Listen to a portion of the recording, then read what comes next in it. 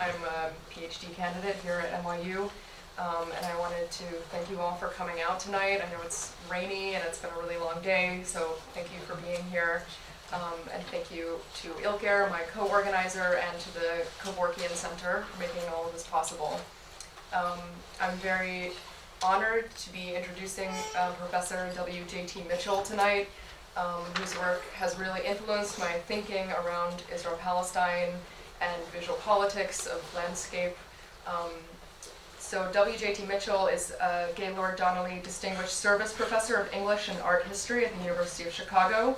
He served as chair of the English department from 1988 to 1991 and has been the editor of Critical Inquiry since 1978. He received his BA from Michigan State University in 1963, his MA and Ph.D. from Johns Hopkins University in 1968. He taught in the English department of Ohio State University from 1968 to 77 before moving to Chicago.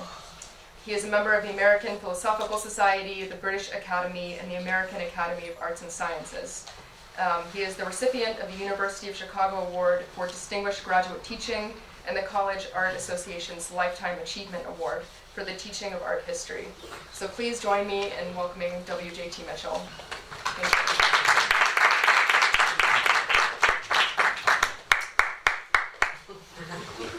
Thank you. Well, after all of those dates have just been announced, I guess there's no question about trying to pass for younger than I am. I just want to thank the Kevorkian Center and Schema and Ilka particularly, and all the graduate students who've organized this event. It's really an honor to be here. It is my favorite kind of thing to talk to graduate students who are the future. But I'm not going to talk about the future tonight. I'm going to talk about the past. Because, as those dates suggested, there's a lot of it for me. I went to Israel-Palestine for the first time in 1970. How many of you were born in 1970? Raise your hand if you were born. Okay, well, 2, 3. So, and I was already, I was just married. Anyway, that's part of it. I'm going to tell you the story of my life with Israel-Palestine. So this is not the paper you were expecting, which was going to be about a collaborative or cooperative work between Palestinian and Israeli artists. So a lot of which I think is really wonderful. We talked about some of it this afternoon, particularly the film 5 Broken Cameras, and I'll mention a couple of other films in the process. But since this is really about landscape, I thought I would talk about my life as a lover and a kind of amateur photographer of and student of the landscape of Palestine and Israel. And you would think, if somebody's going to ask me for my definition of landscape, you would think by now I should have something really firm and clear to say. But for reasons that are not totally clear to me, I've spent a large part of my scholarly career obsessing over landscape. You would think all the basic questions would be settled. And yet exactly the opposite seems to be the case. Landscape remains for me a radically ambiguous notion, vacillating between actual and imaginary or virtual spaces and places, between the immediate perception of spaces and their representation in words, images, and sounds.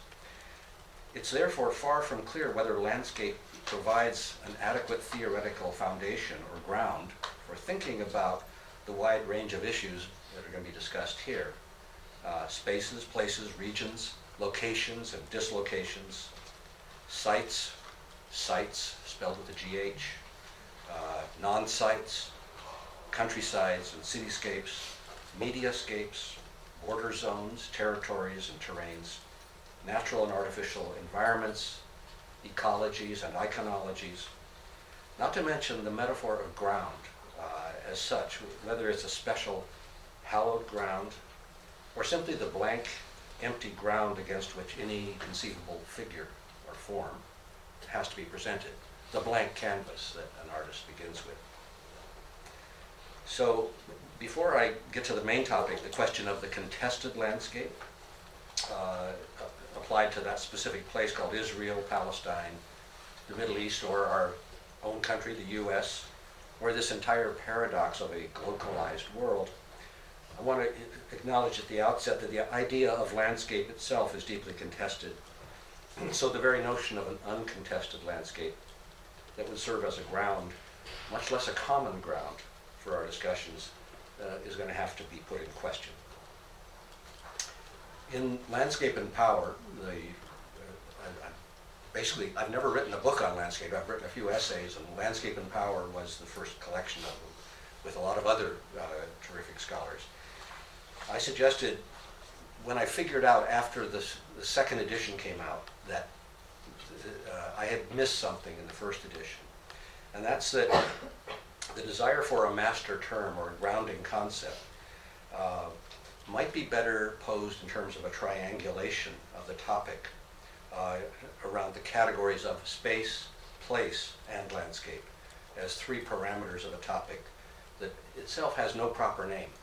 In fact, the only proper name in a way is the topos, the topic, the place. So here's my abstract schematism, a rough guide to this way of elaborating the topic, noting that these terms have connotations quite specific to the English language and would need to be modified in relation to other deeply articulated traditions talking about places and spaces and views and landscapes, whether in China or France or more drastically the context of holy places in Arabic or the Hebrew language, and the concept of a promised land or Zion.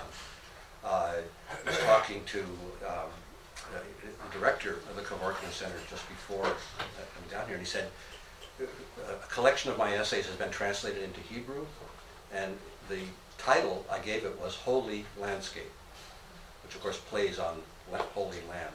But in Hebrew, the pun does not translate at all. It becomes something like special views. It completely loses its meaning. In any case, so let me elaborate a little bit on this triad, the way of triangulating the concept. If place is a specific location, a space is a practiced place, a site activated by movements, actions, narratives, and signs. And a landscape is that site encountered as an image or a site. So Central Park in New York City is located in a specific place on Earth.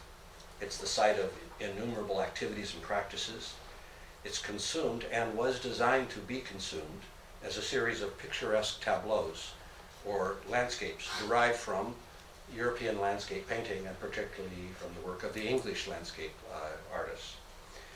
No one of these terms is logically or chronologically prior to the others. One could speak of spatial activities as producing or modifying a place, or of the properties of a place making possible some spatial activities and preventing others. The landscape could be seen as the first cognitive encounter with a place and an apprehension of its spatial vectors. So I'm going to leave it to you whether this conceptual triangulation is useful to your own work on this topic, and proceed to the one area where I feel some certainty about the whole matter. And that's simply that all my thinking about the question of landscape from the urban landscape of Chicago to Central Park to the place where I grew up in the Sierra Mountains, which will play a role in this. All of them have been deeply inflected by my visits to Israel and Palestine. And so I hope you'll excuse that this is autobiographical.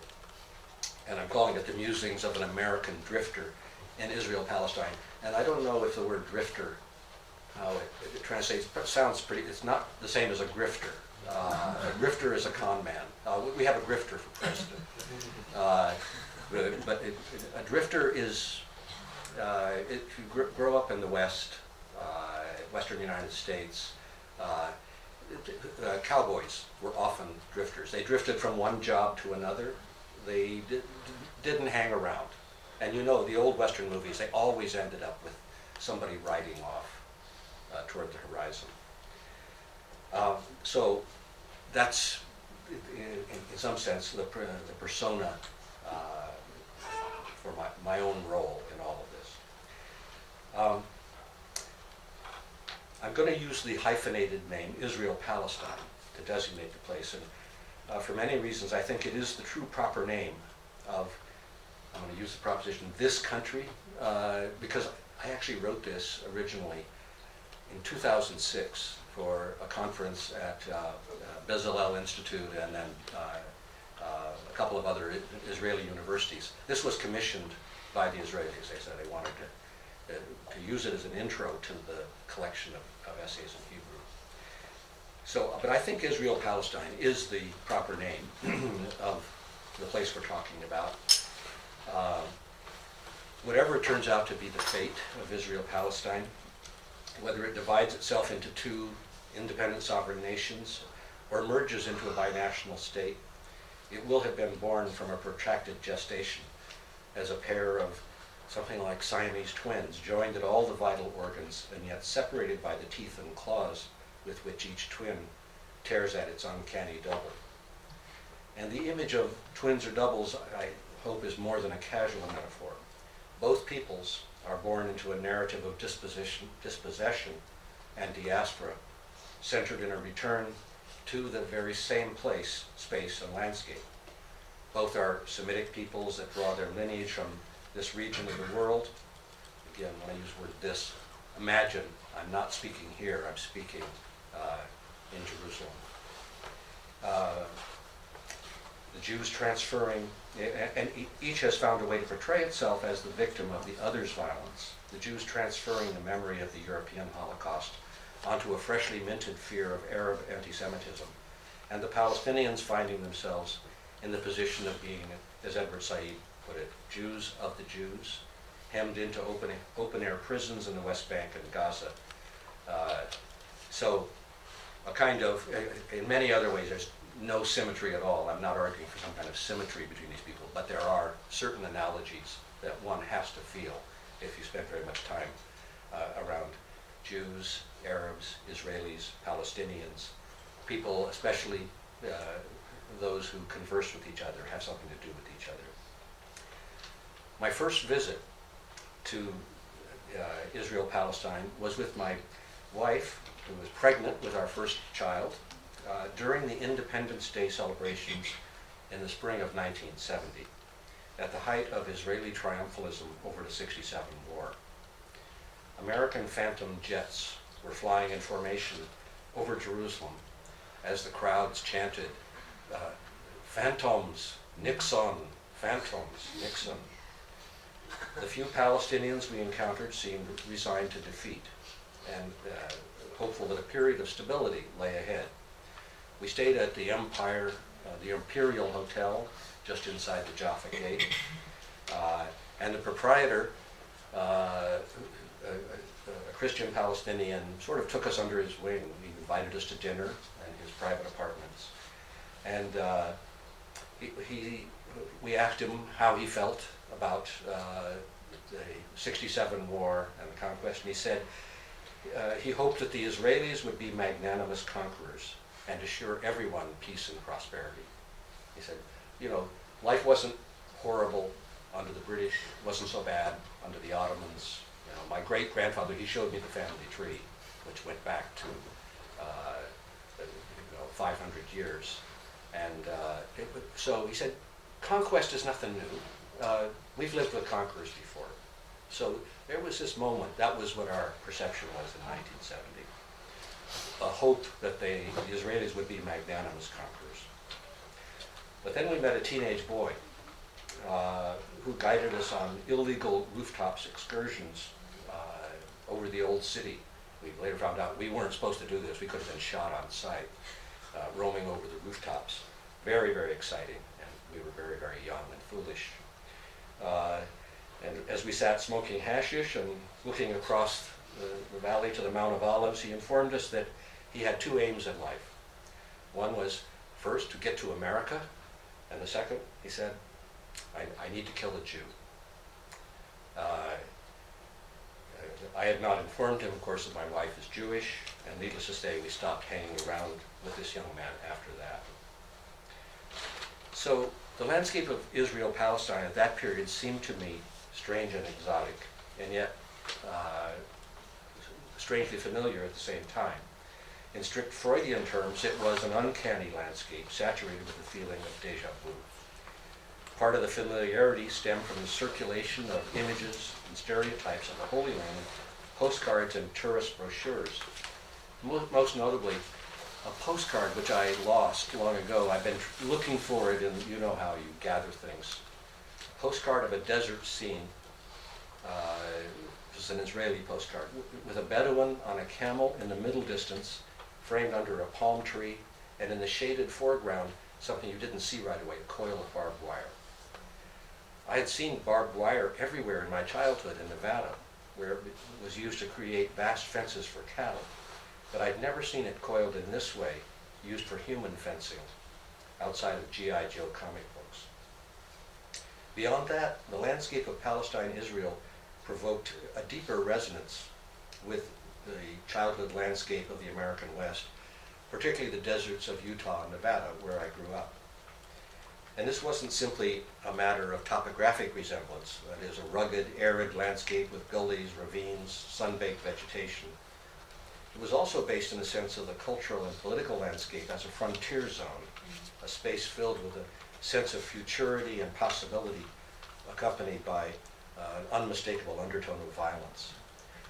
In my boyhood, Nevada, the violence had been mainly a matter of movies and games, particularly the endless cowboy movies that flowed through my dreams, and the games of cowboys and Indians that we played at school during recess, with us white boys vying to play Indian because they were understood to be wilder and noisier, a great value for 8-year-old boys. And of course, I had a vague sense that Utah and Nevada were both key landscapes in the mythology of American Zionism, a thoroughly scrambled sacred geography in which Utah played the role of a promised land for the Mormons, and Nevada served as the place of desert wandering for settlers before their arrival in that Canaan land known as California. So Nevadans all regard themselves as having wandered in the wilderness and never left it. Staying, we decided just to settle for it, to stay there and live in the desert. As a boy in Nevada, of course, one of my first readings at 12 years old was Mark Twain's Innocents Abroad, in which he compares the American Indians to the Palestinians. But in Israel, the violence was both palpable and playful.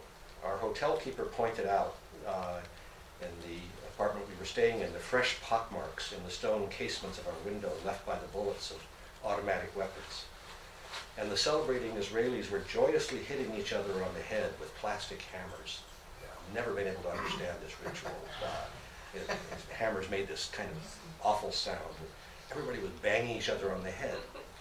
We were visiting an American friend who had newly emigrated to Israel. She also was pregnant.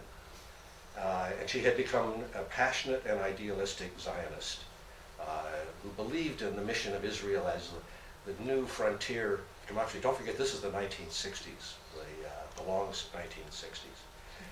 She had married a Sephardic Jewish man from Libya, native Arab speaker, who was a cynical and resolute Zionist.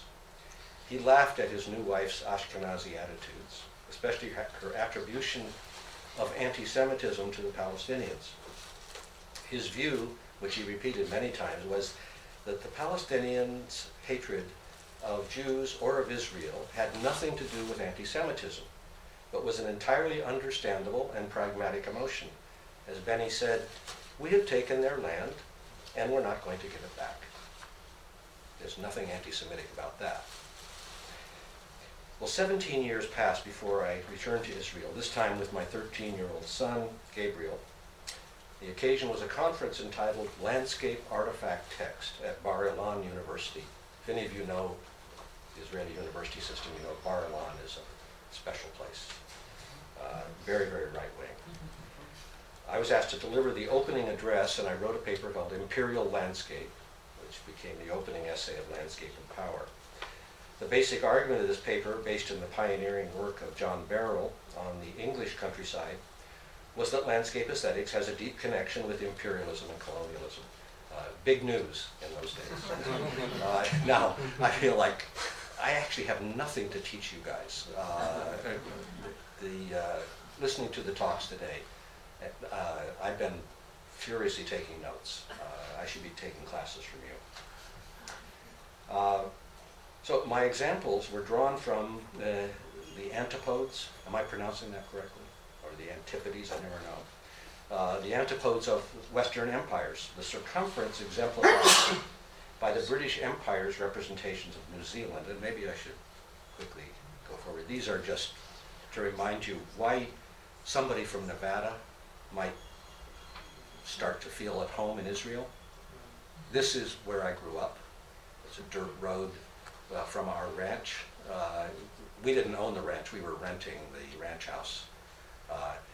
But here's what I was encountering in the same year, 1987, when I went to Bar Ilan. I had written the paper in New Zealand, and this was a 19th century representation of the New Zealand landscape with a painter, picturesque painter named Augustus Earle, standing with Maori bearers, looking out over the landscape that the British Empire is conquering. And on the right side, I mean, it's a wonderful painting. On the right side, there is a totem figure that is glaring at the spectator, as if looking back at the imperial gaze. So one side of the talk was taken from the British Empire's conquest of the South Pacific, and that I called the circumference, and the center was located right here in the long-standing European obsession with reclaiming the Holy Land, a process whose contemporary expression was, at that time, the planting of Israeli settlements in the occupied territories of the West Bank. Needless to say, talking about the settlements was not universally welcomed by the conference at Bar Ilan. I was accused of vulgar Marxism and anti-Semitism. I was assured that Zionism was neither imperialist nor racist in its aims, and that Israel had a perfect right to colonize the Palestinian territories. And as visible evidence, the terraces on the hillsides, where are my terraces? These are, of course, Jean Moore's photographs from Edward Said's After the Last Sky. Yes, these terraces were taken as prima facie evidence of the fact that the ancient Hebrews had occupied this land and cultivated it, and then from a kind of Lockean political theory, therefore they had a right to it, even though for a couple of thousand years other people had been maintaining these terraces. I was also assured that not only the original claim of the Israelites to possession of the land, and was also involved with the right of improvement and cultivation, so making the desert bloom was said totally without embarrassment. And of course, other voices were raised at the time, pointing out that the ancient terraces were carved out by many different peoples and were maintained for millennia by Palestinian inhabitants, and that the whole premise of agriculture-based property rights would automatically disenfranchise any claim by herders or nomadic people to have any rights at all. Something that's always now used to finesse the removal of Bedouins from places where they have been living for a very long time. Meanwhile, 1987, November, the Intifada was breaking out, the children's Intifada. And my son and I were visiting tourist sites in the company of our Israeli friends while keeping tuned to the radio news. We ranged from Eilat in the south, where we played miniature golf, on a scale model of Eretz Israel, in which Gaza and the West Bank were incorporated into Israel. We visited the legendary battlefield of Armageddon in Megiddo, where the final conflict between good and evil is supposed to be waged. In between, we visited Masada, where the final conflict between good and evil, we were told, is going to be waged. And that it is an emblem of Israel's embattled position in the modern world. and that the next time Israel finds itself in danger of being overwhelmed in a siege, it will not be content with mass suicide rather than captivity, but will, thanks to its nuclear arsenal, take its enemies along with it. I've since learned, I was kind of astonished by this homily, which was addressed to us quite routinely by the guide at Masada. I've since learned, thanks to Avi Maghrabi's wonderful film, Avenge But One of My Two Eyes, that this homily is ritually repeated to thousands of Israeli children and visiting tourists every year. My son Gabriel and his Israeli cousin Gabriel, born in the same year and precisely at bar mitzvah age, broke the spell of this ritual by using Masada not for a meditation on mass suicide, but for the launching of paper airplanes toward the Roman encampment down below. My next visit to Israel was 1998, but I was only passing through on my way to a conference at Birzeit University. And here are the proceedings of this. This is now a very, very rare book that if you get a copy of it, let me know. It was called Landscape Perspectives on Palestine, held at Birzeit University near Ramallah. It drew scholars from every relevant discipline of landscape studies: geography, art history, anthropology, literature, agriculture. An agricultural engineer from Iowa was there to talk about water management and why what the Israelis were doing with the Sea of Galilee was going to increase its salinization. There were poets, filmmakers, and it was, in my memory and at the time, an unbelievably golden moment. When there was a sense of confidence among both Palestinians and Israelis, at least this generation that gathered in 98, 20 years ago. Everybody was saying that the older generation of warriors and militants are passing away. Some kind of that elusive word peace might be on the horizon, peace with justice. There were caricatures of Yasser Arafat floating in the air. Everybody was referring to him as the idol. And it just seemed, it was a false dawn. It really seemed like something great was happening. Edward Said gave the opening address. I was asked to give the concluding. His on the sense of place in relation to memory and the invention of tradition, and mine on the concept of holy landscape and the attribution of religious values to specific locations. In short, the fetishizing and idolizing of material places, sites, and locations. During the conference, we went on excursions to various holy places and to some of the disappeared villages hidden away by Israeli forestation, in the company of teams of graduate students who were engaged in producing the first Palestinian maps of Palestine. Up until 1998, the only maps the Palestinians had were Israeli military maps or leftovers from the Ottoman Empire, and I suppose the British must have had some as well. I also took a field trip with Edward and his dear friend, the late Ibrahim Abu Lugo, to visit the site of the latter's disappeared ancestral home in Jaffa. We went to that intermediate space between Jaffa and Tel Aviv, which was a kind of coastal community, but which was pretty much disappeared. And I think the film last night must have been showing movies of that site. After the death of Edward in 2003, I returned for his memorial service at Birzeit, after which, and there would be a whole story about coming to that. It was canceled. The Israelis made it impossible to get in several times, and finally, I think it was in December 2004 before we could actually gather. And after the conference, I made a field trip through the West Bank with a group of Palestinian geographers led by the distinguished Professor Kamal Abdul Fattah, who I very much hoped would be able to attend this conference here in Jerusalem. Again, this is to remind you of that occasion. The reasons for his absence are, of course, not those of physical distance. He lives a few miles from here in Ramallah.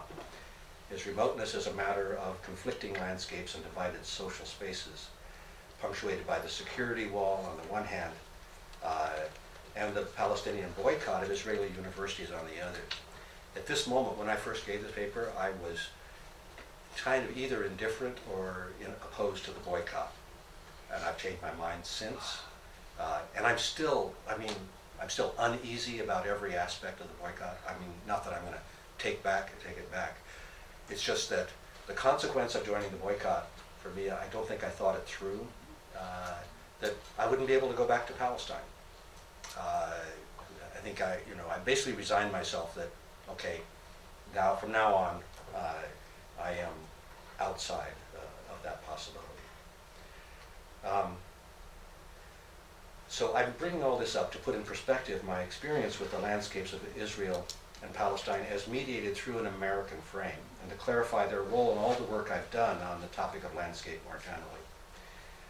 After all these visits, and between 1998 and 2016, I must have gone to Israel, Palestine at least a dozen times. Usually with the Israelis paying for the ticket, and then I would always explain I need to spend half my time on the other side of the Green Line. But after all these visits, I would still not present myself as an expert on this country. I'm a tourist, an innocent abroad. At best, I might be a useful Gastarbeiter, a guest worker who comes to do the work that native residents aren't inclined to do, or what might be beneath their notice or outside of it. It'd be more accurate to say that I've been the lucky recipient of many gifts of tourist experiences. One of the more memorable ones is in Jaffa, standing with anthropologist Daniel Rabinowitz and asking him, what is Napoleon doing in Jaffa?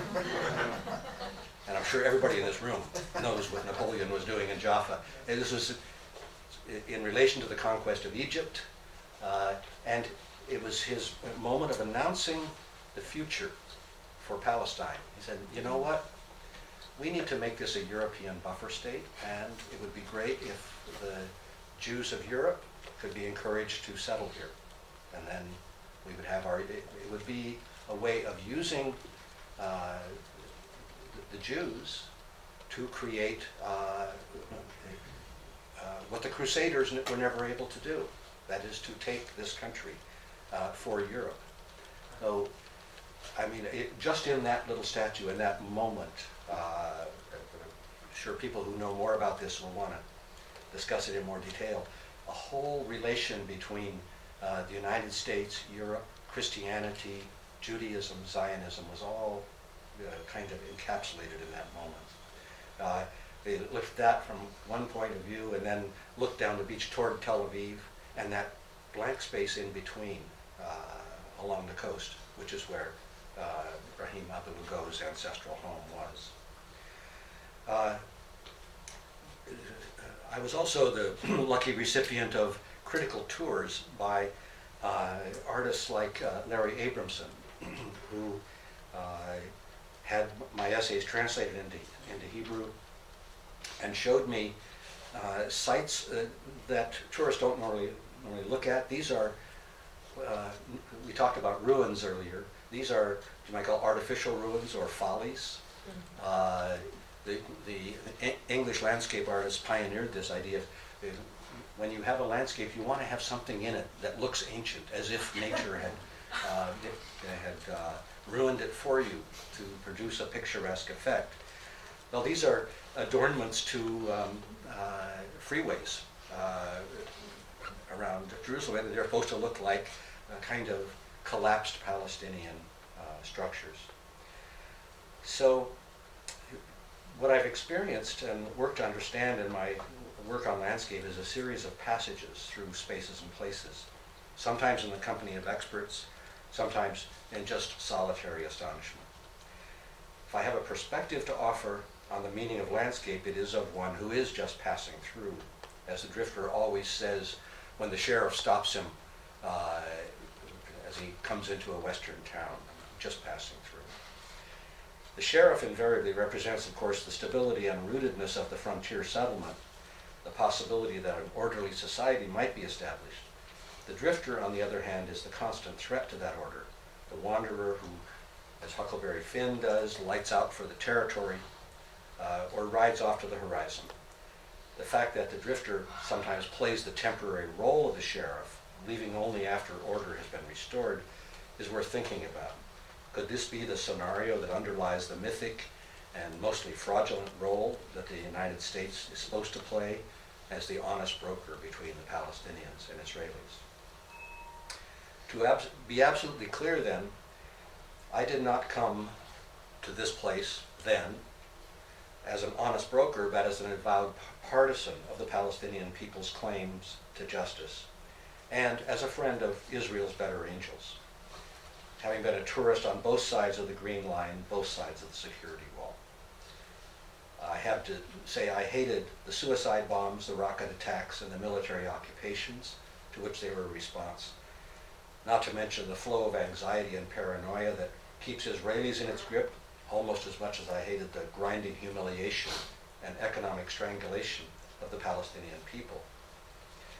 Most of all, I hate the endless circular arguments about who did what to whom first, and how the next response will teach them a lesson that will deter them from behaving so badly in the future. That's where certain symmetry, the rhetorical, discursive symmetry, prevents anything interesting from happening. And yet, despite all that, mysteriously, I found myself completely in love with this country. This bizarre and beautiful landscape of conflict and contradiction. Anyone who experiences the passage from Israel to the occupied territories many times has to be conscious of the radical contrast between the two landscapes, a discontinuity so sharp that the phrase contested landscape seems inadequate. In a contested landscape, there should be a contest, a struggle between equal forces. But between Israel and Palestine, there is, as we say, no contest, because the inequality of wealth and power is so vividly inscribed on the countryside, almost as vividly as the topographic contrast between the mountain and the plain that geographer Malcolm Wagstaff discussed at that great conference at Berzate. Talked about the political geography of mountains and plains. I want to shift now to a more abstract plane where we might reflect further on the concept of landscape itself.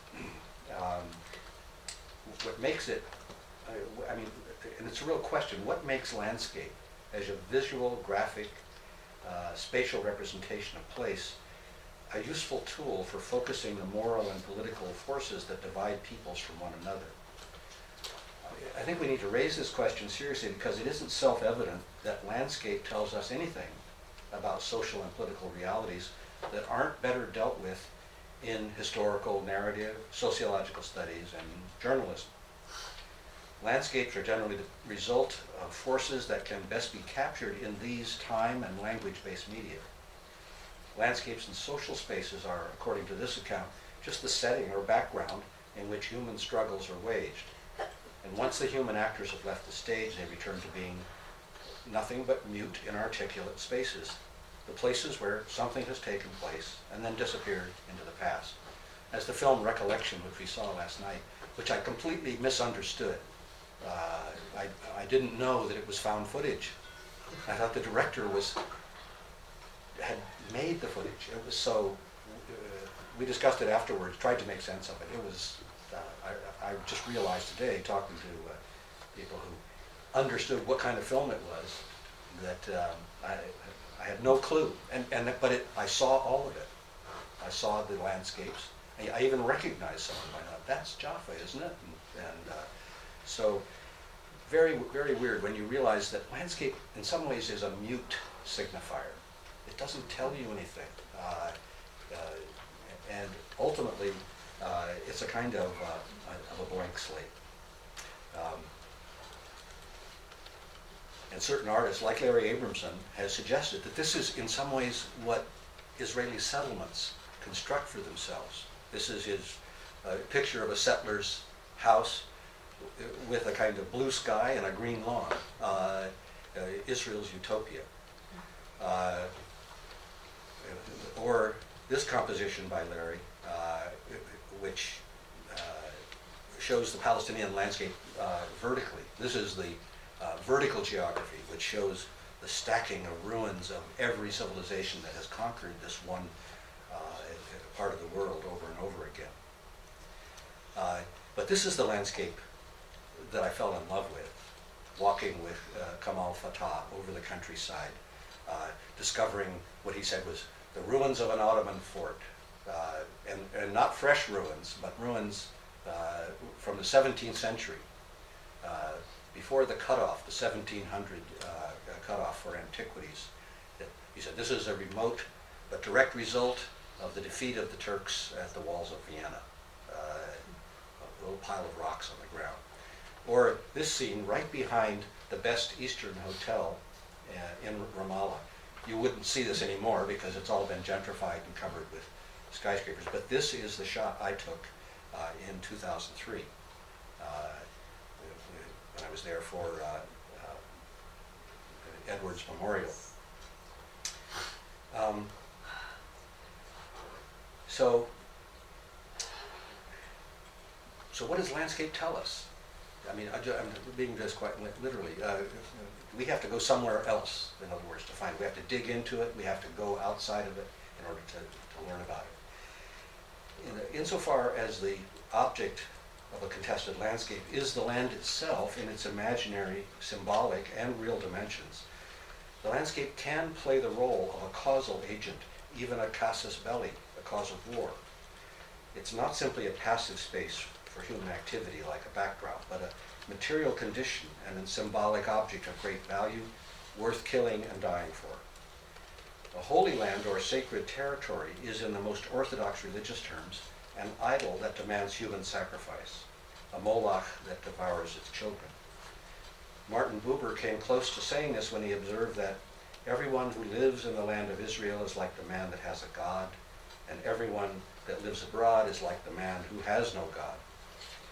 And Levinas made it explicit when he noted, this holy land appears in its nakedness to be but stone and wood, the traditional materials of the idol. The second thing that has to occur to us is that the idolatrous character of landscape is exactly what is erased, disavowed, and rendered invisible by the very process of framing a place or space as a view, a landscape.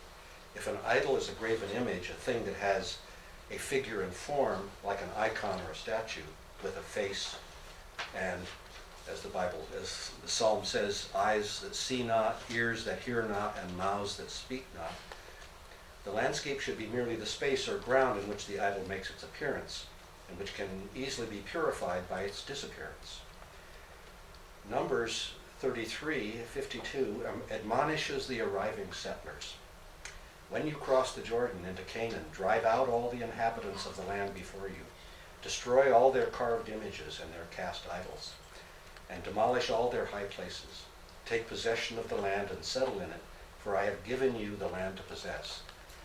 I hope you can see why I wanted to read this passage aloud in Jerusalem to a mainly Israeli audience. A similar process of erasure is evident in the history of European landscape painting, in which the genre of landscape is routinely equated with the disappearance of the figure and of historical or religious iconography in favor of a purely natural space. Landscape, as one of its earliest commentators, Edwin Norgate, observed, landscape is of all kinds of painting the most innocent, and which the devil himself could never accuse of idolatry. So iconoclastic cleansing of the landscape is a way of conducting ethnic cleansing of inconvenient inhabitants in the name of the highest principle. The third use of landscape might be precisely the convergence that the concept provides, and I think this is what we have seen here, between so many different disciplines, aesthetic, political, and scientific. Under the aesthetic, we have to note not just the obvious beauty of the Palestinian-Israeli landscape, but its whole repertoire of sensuous features, the stunning variety of terrain, the sense, both awesome and oppressive, that every stone has a story behind it, every olive grove a narrative of patient, tireless labor, every clod of clay a sanctification of blood. Under the disciplinary, the concrete sensuousness of the landscape brings together historical, sociological, and ecological understandings. And that 1998 Year's 8 conference, for instance, produced a convergence of disciplines that rarely talk to one another. Agricultural and soil scientists conversing with poets and filmmakers, archaeologists in dialogue with literary historians and visual artists, architects, philosophers, and anthropologists looking for a common language with cartographers and economists. So this, to me, is the real power of the landscape concept. It mobilizes what I would call a productive turbulence of human knowledge and wisdom around common places understood in the most literal and material sense. In rhetoric, a commonplace is usually understood as a familiar, homely piece of folk wisdom, a saying, a received idea. But the idea of landscape revivifies the dead metaphor, restoring its sensuous vitality around an object that is the focus of sustained intention and sentiment, a concrete space, place, or landscape. The common familiar place is restored to its uncanny, ghostly aspects and invites us to retrace the vanished signs of its human meaning.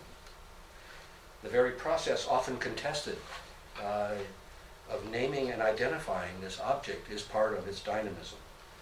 The West Bank, or occupied territories, Judea and Samaria, or Canaan, Israel or Palestine, or a third hyphenated thing. When I was flying back from Palestine in 2003, I was sitting next to an American Israeli. He asked me where I'd gone, I said I was in the occupied territories. And he said, "What occupied territories?" He said, we call those the contested territories. So as you know, I mean, I'm not telling you that you don't know here, but the language itself, you don't know what to say, what can be said, what should be said, what has to be said. Even the generic naming of a landscape as a country, a countryside, reverberates with the double sense of this word as a natural rural prospect on the one hand, and the icon of national identity on the other. And of course, I was talking about the English language here. The invocation of country naturalizes the nation, which is why it designates both rural scenery, as in Raymond Williams, the country versus the city. At the same time, it designates the nation itself as a country to be defended. Country, the word, not incidentally, comes from the word contra, and resonates with the historic role of rural regions as sites of resistance, peasant revolts, and farmers' uprising. It is thus both part and whole, both the part that stands against the city, the town, the settlement, and the national totality that includes both the city and its rural surroundings. The country is also what precedes the settlement or town, and then follows it when it falls into ruins.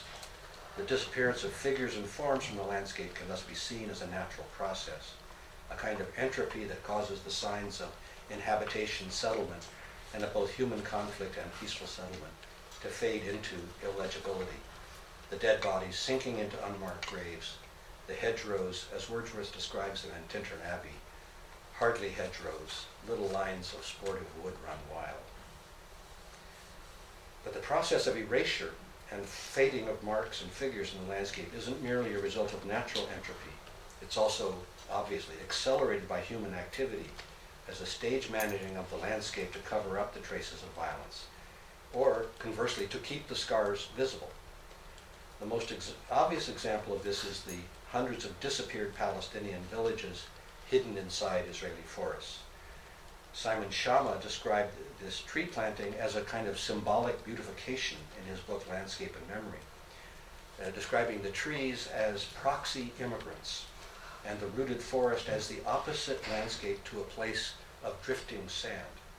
The diaspora was sand. So what should Israel be if not a forest, fixed and tall? This is a memory of sorts, not of an event, but of a fantastic symbolic process, an allegorizing of the landscape as a social space being created and destroyed simultaneously. It reinforces the naturalizing of conquest and settlement, and in the very same gesture that it erases and forgets the bad memories of the Nakba. It's a virtual landscape with a very real and actual referent. And this is the peculiar doubleness that can make landscape understood as empty space a more potent emblem of memory than inscribed memorials or monumental sculpture. What empty space recalls is the process of passing and of forgetting as such, and the contest internal to memory between irrevocable loss and the vain attempt to repossess the past. So while it's no doubt important to historicize the landscape, it's equally important to register the erasures and disappearance, which all of you students have been doing so beautifully today. One must trace as well the blurring of the line between history and memory in specific sites, especially when history stages itself as collective memory and then becomes myth. Landscape can be, I'm going to pass over, these are my pictures, taken with the assistance of Larry Abramson, who took me to this spot. And then this, a real professional job of photographing the same site. As you can see, I wanted to look from an angle, but Mickey Kratzman grasped the trompe-l'oeil character of this perfectly in this by aligning the horizon perfectly with the painting. So, landscape can be the medium then of the presence of absence, the haunting encounter with empty space, as in Friedrich's Monk by the Sea, one of the canonical European landscape works. It can also serve as a medium of erasure of the figure, as in Thomas Cole's painting. Sorry, these are a little bit out of order, but this is the one I wanted you to see. I think this will work. This is his painting of the vanishing Native American hunter, which he literally painted out of his own landscape. Let's see if this works. I think I have to hit shift or something. There we go. You can't see it in the painting itself until you get up in the magnifying glass, close enough to see that there's a warrior holding up his bow. So landscape as the durable understructure of all other traces, the blank page or surface on which a place or space could be demarcated, marks the intersection between the temporal and spatial axes of experience and its inscriptions.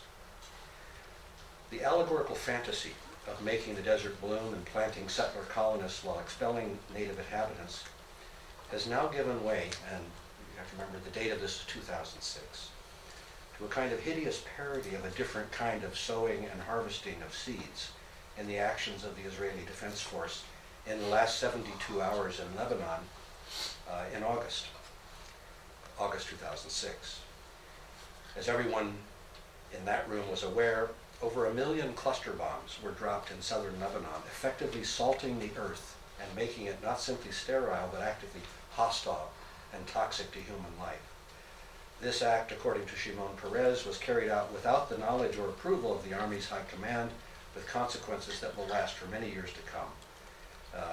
Mutilation, amputation, death for any people who try to cultivate the landscape of southern Lebanon. It was also carried out with munitions supplied by the United States, which stood by during the invasion, opposing the efforts of the international community to bring about a ceasefire.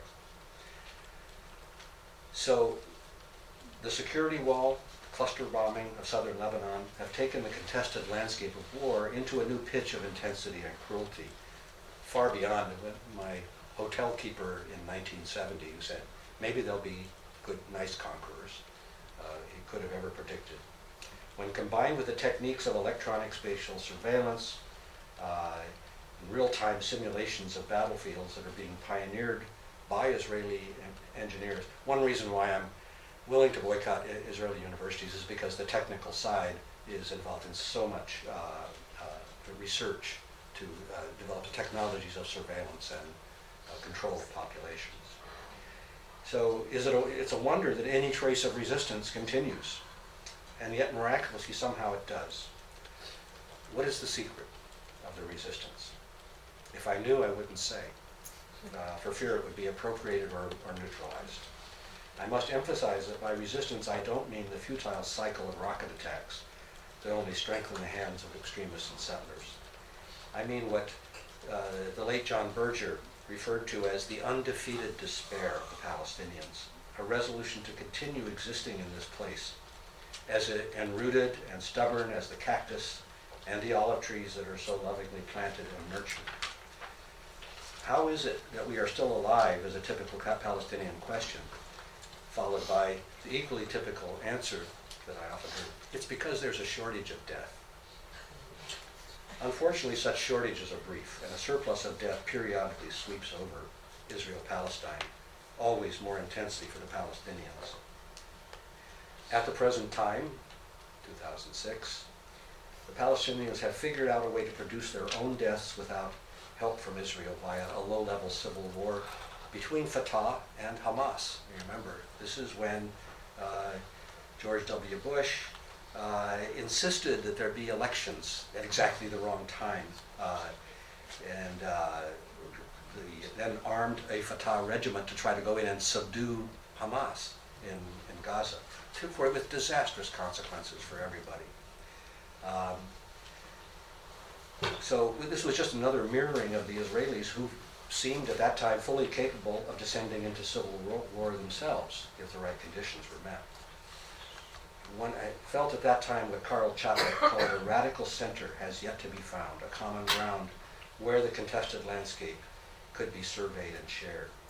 And occasionally a glimpse of peace in the activities of groups like Artists Without Walls, the Sakakini Institute, or the numerous organizations I'm sure you could name. Those documentary films, like What I Saw in Hebron, that took us back to the early history of Arab-Jewish relations in that city, where families were milk cousins, sharing breast milk among women, before the arrival of the European Zionists. Is this a myth, a memory, a piece of history inscribed in one of the holiest places in Palestine, Israel? Or finally, and this really is my last image, what about the wonderful bit of agitprop rescued from oblivion by Mark Levine in his article on urban renewal in Jaffa, and this is from 1998, from the conference. It shows a deeply rooted olive tree fist of Israeli-Palestinian solidarity in resistance against the bulldozer. A little closer up. The bulldozer, of course, is not just the literal mechanism of house demolitions, security roads, and the security wall. It's also big capital transforming an urban landscape, leveling ancient villages and creating kitsch renderings of tradition, commodifying its holiness with hideous idols. So isn't it time, I asked in 2006, for a common ground to emerge in Israel-Palestine, one that locates its roots exactly in this fetishized soil, this hallowed ground sacred to both sides? What would it mean not just to make peace out of exhaustion with violence and a shortage of death, but to think of peace as something forged out of common cause against the bulldozer and all that it stands for? But that would be another lecture, and I've taken your time long enough. Thanks very much.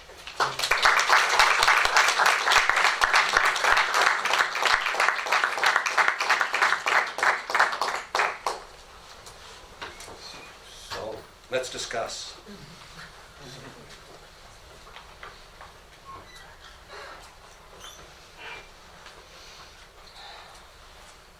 I have to tell you the most memorable moment in my last visit to Palestine. In 2016, I taught a seminar at the International Art Academy of Palestine, a grand name for basically a villa in Ramallah, with about 20 students and about 6 professors. Wonderful little art school. And I went out to dinner one night with the people from philosophy, history, and geography at Birzeit University. And this, remember, is May 2016. And so, of course, I asked the question on everybody's mind, so what do you guys think of Donald Trump? And there was this look around the table, and they all burst out laughing. And when I said, what are you laughing at? And they said, we love Donald Trump. And I said, no, come on, what are you talking about? They said, no, we're serious. We love Donald Trump because he shows the true face of America. you have been living in a dream all these years, Tom. You thought you lived in a democratic country? This is really what the U.S. is about. I tried to think of what to say, and I finally said, well, that's easy for you guys to say in the safety of Palestine.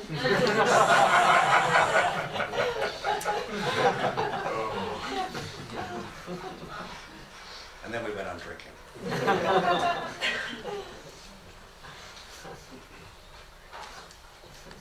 Yes. I wonder what would happen if both the Israelis and Palestinians would stop and take the time to look at the landscape.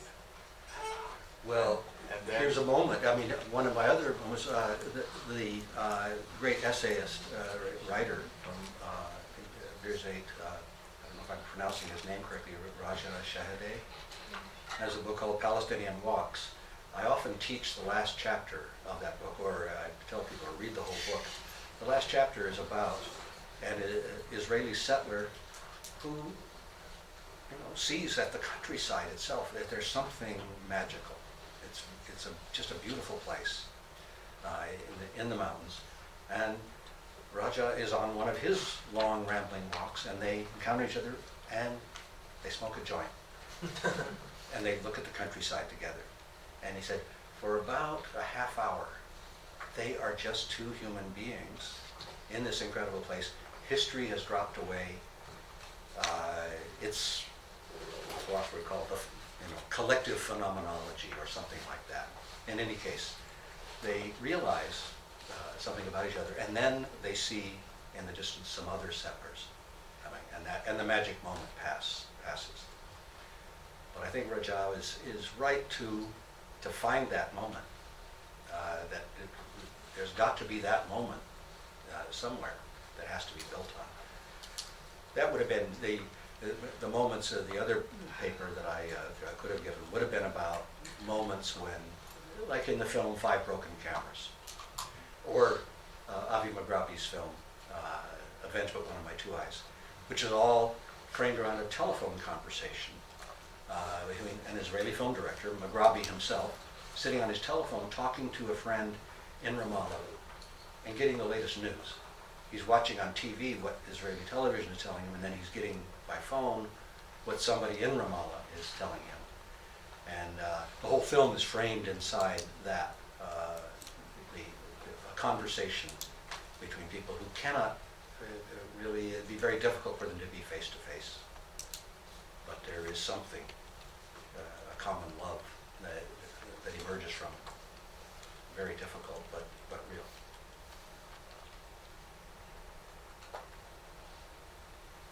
Yes?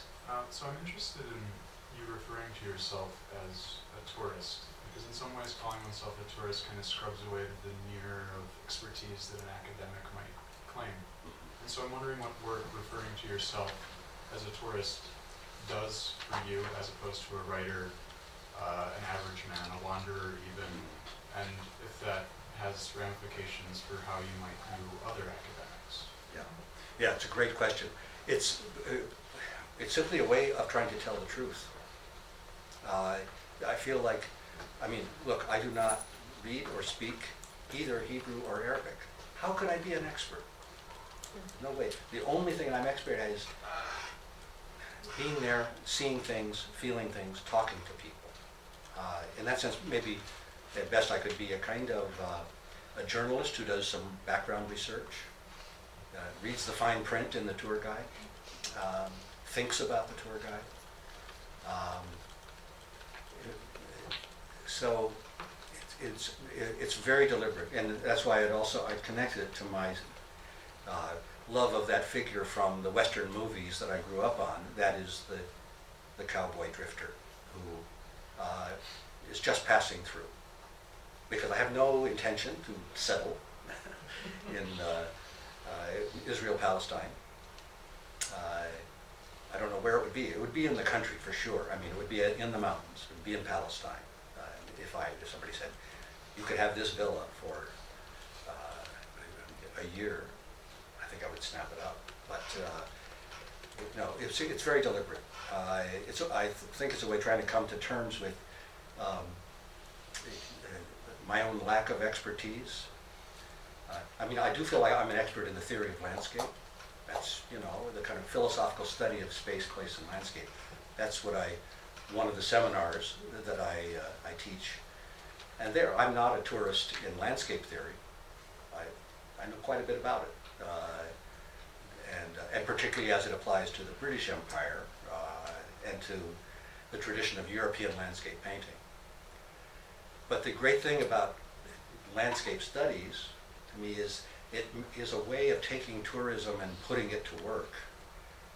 So the last time I gave the seminar was last winter, and we did a little bit about Israel-Palestine, but the main subject of the course was, I turned to our own neighborhood, the south side of Chicago, the urban landscape, and the subtitle of the course was How to Look at a Vacant Lot.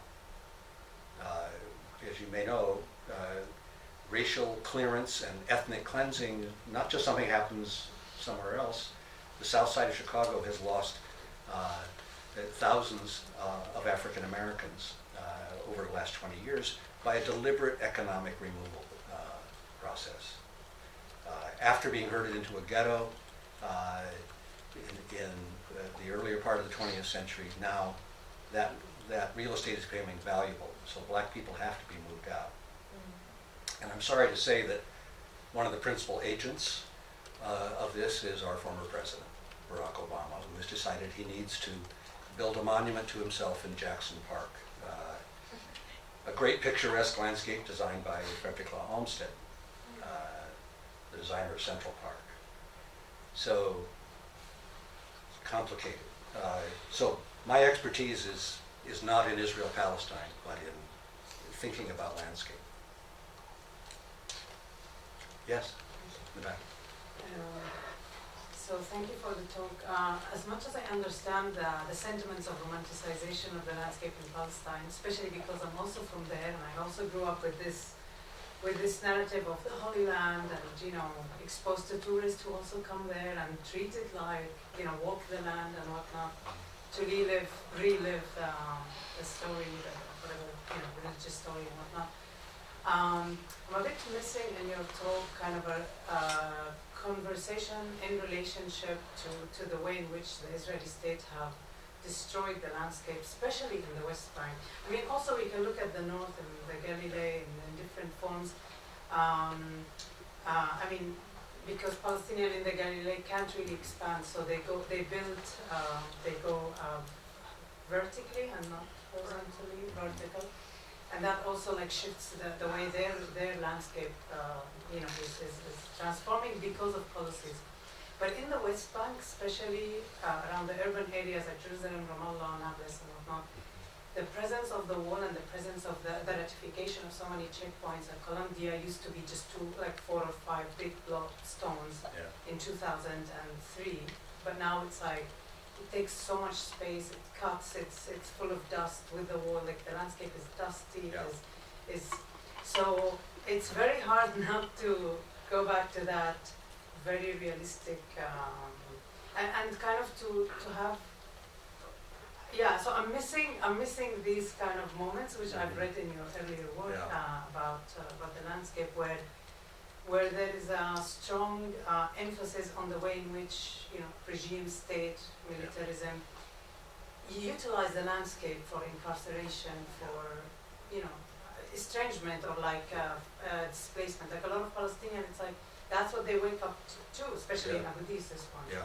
And for them, it's do I want to live here to the rest of my life? And so and for me, the element of violence, hence, is kind of missed, and so if you would be able to reflect, because I know it's there.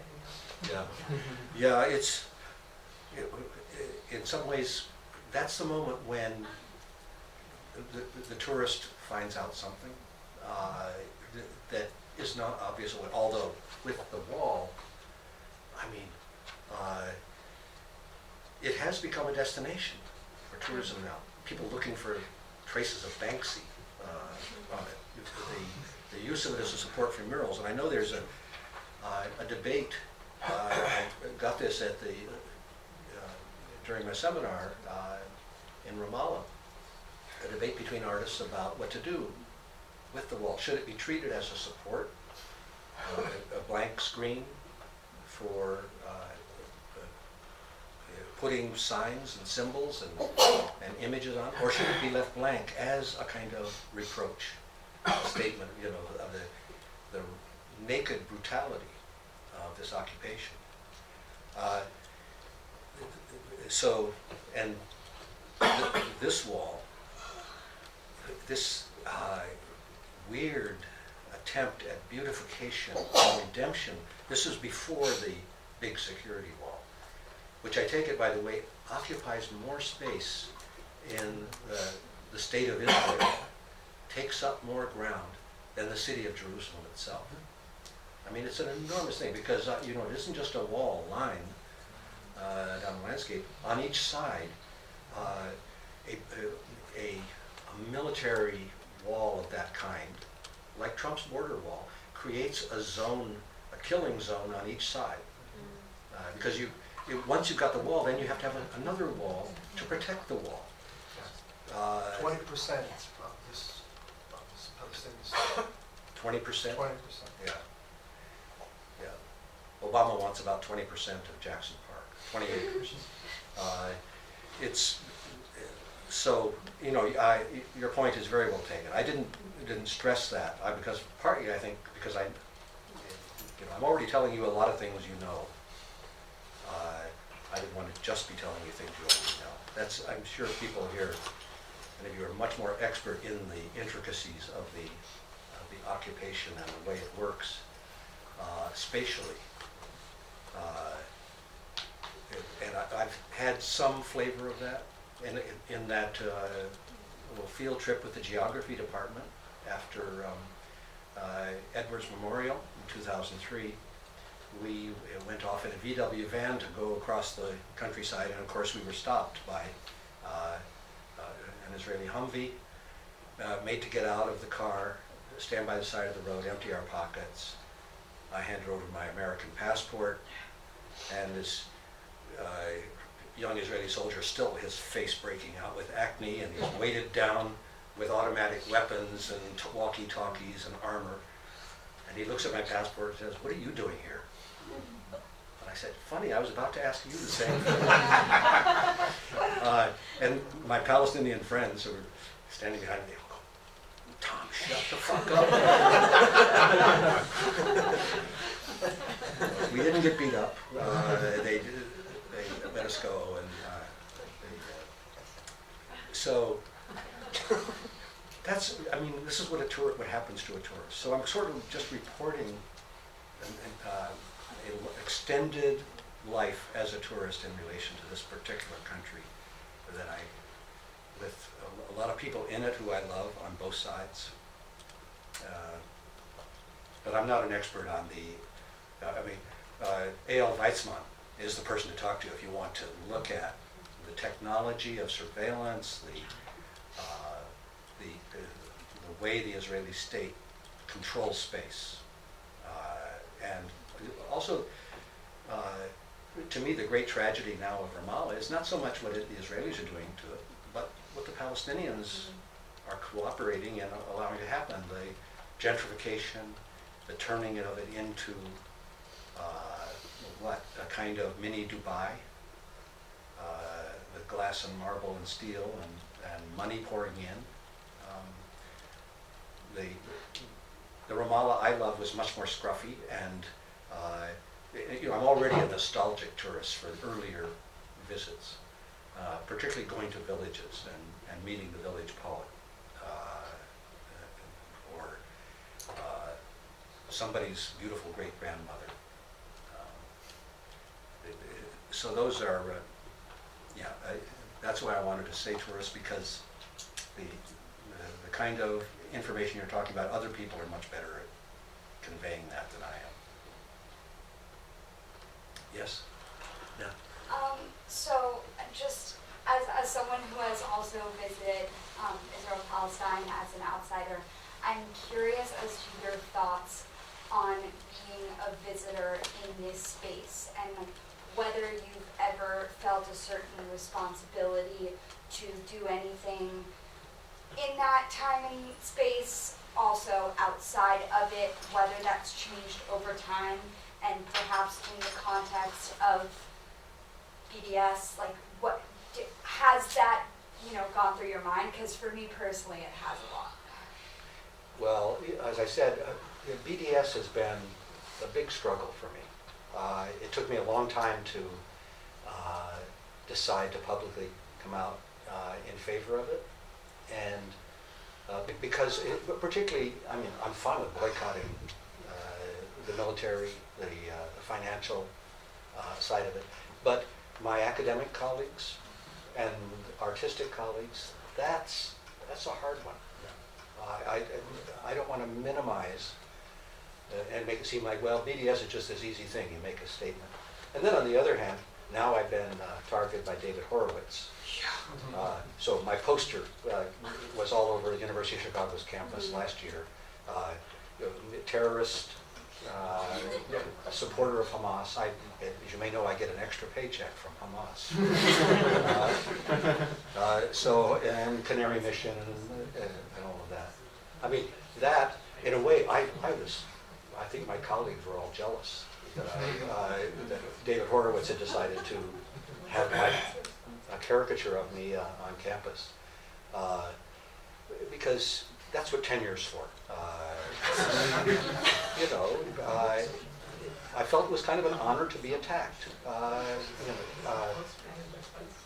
Who was it? It was George Orwell said, best measure character is, how you pick your enemies. I'm happy to have somebody like him as an enemy. So, but BDS is emotional, complicated. I feel like it is a gesture of solidarity that I needed to make it in 2016. I just felt like at some point you have to ask, which side are you on? And as I said, even in 2006, I said, I'm on the side of the Israelis' better angels, of their capacity for, there was a history of Zionism when it wasn't like this, it was something else. There are these alternate histories. Ariel Azoulay, for instance, has a wonderful film called A Civil Occupation, which is about an alternative history that could have developed if the central powers in Jerusalem had not insisted on this massive expulsion. Town councils, Ariel dredged up all of the Hagop archives to find all this evidence that local town councils in villages all over Palestine, the Jews and Palestinians were meeting and saying, look, we're neighbors, we've been neighbors for hundreds of years. Why can't we continue that way? Okay, we've got a conquest occurring here, but we've dealt with that before. A bit like that hotel keeper who was my first introduction to what does it feel to be like to be conquered, and how do you deal with it? Benny, my Sephardic friend from 1970, said, yeah, of course they don't like us, but it isn't because we're Jewish, it's because we're conquerors. Perfectly rational emotion. And they'll get used to it, because we'll be nice. And at the time, I much preferred that to his wife, our dear friend Judith, who said, no, they hate us because they're Jews, they want to kill us all, and so, therefore, we need to drive them out before they get a chance to drive us out. So, I don't know if that gets at your question exactly, but there's nothing simple about this for me. Yes? So my question comes more from a historical perspective, and my most recent visits to Israel-Palestine have been films, usually the other Israeli film festival. Yeah. And I saw a couple last year, and it's playing right now this year, but I haven't had time to go. And what really interests me is what I would see as an obsession with the land, on the Israeli side, on the Palestinian side. You can watch French films, American films, I'm talking about art films now, British films, and they focus in on couples, or the house, or the city, or a little bit of countryside.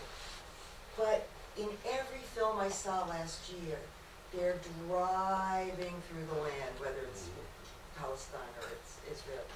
They're watching the land, and it's just so deep.